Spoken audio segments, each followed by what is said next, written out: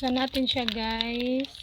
Yung sabon nila sa BMRS Beauty Essentials.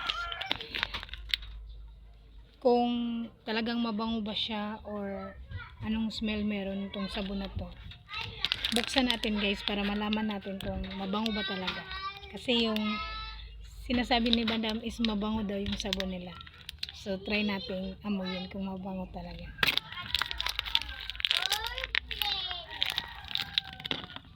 Ito na siya guys, umakapal talaga siya. Legit yung kapal niya. Yung bango, mabango talaga guys.